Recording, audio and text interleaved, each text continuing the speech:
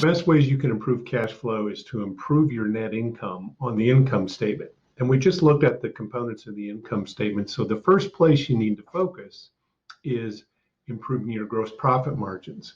So remember, your top line of your income statement is your revenue, and you're probably going to have a few different line items depending on the different sources of revenue in your business.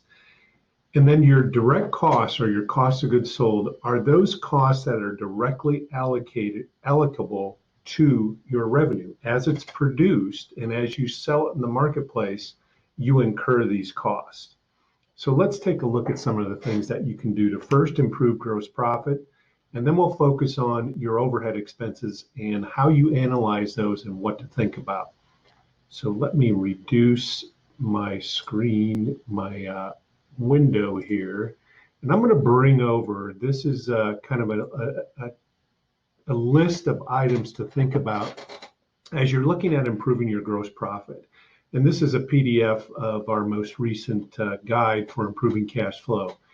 So the first thing you want to do is look at all your suppliers, especially given today's tight marketplace. You want to make sure that you have suppliers that are going to deliver what you will continue to need to satisfy your customers. And then look at maybe alternative suppliers, and can you find some reductions in cost, maybe some increases or improvements in the quality of what you're delivering to the marketplace. Then also look at your processes that you have in place. That's something that you need to look at on an ongoing basis. Make sure that you're efficient in how your product or service is flowing through your operations. And are there any bottlenecks in that process? Is there an area of that process where there's a lot of mistakes? So analyze that entire process and see what you can do to improve the efficiencies in that process. So speaking of that, and speaking of your costs involved in that, you want to make sure that you're allocating the labor costs for yourself or any other owners that are involved in that process of delivering the product or service to the marketplace.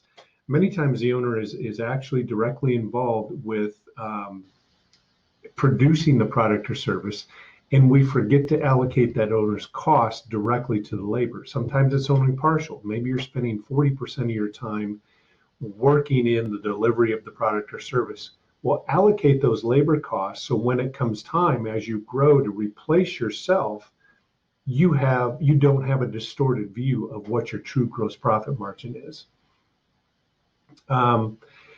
Analyze your prices, and this is a hard thing for a lot of small business owners. I want to challenge you to think about increasing your prices, and that's a scary prospect, but many times we're underpriced. And so look at your competitive advantage. What value as a small business owner, what do you do better than your competitors? What value do you bring to the marketplace, and price for it? There's a reason you're in business. There's a reason you're good at what you do. You have something that's more valuable than the big box competitor or the inexperienced competitor down the street. Build that value into your pricing. And I've seen so many times when a small business owner will actually increase their prices, they're surprised at how little pushback they get from their customer base. So challenge your own stories on that, and test the waters with small increases in your prices, and then start to really look at the competition and build in a fair value for your prices. Now, all those are things that will increase your gross profit margin, which is huge, because when you do that, even if it's just a couple percentage points, every time you sell something, that increase goes directly to your bottom line. So now that you have your gross profit margin working a little better, a little bit more to cover your overhead expenses, let's look at your overhead expenses. And on the income statement, those detailed line items of your overhead expenses or your operating costs that aren't allocable to, are not direct costs and allocable to the product or service as it's being sold, analyze each one of those line items. And is it doing two things? Is it improving or enhancing your customer's experience? Or is it improving and enhancing your team's experience as working for you and your business?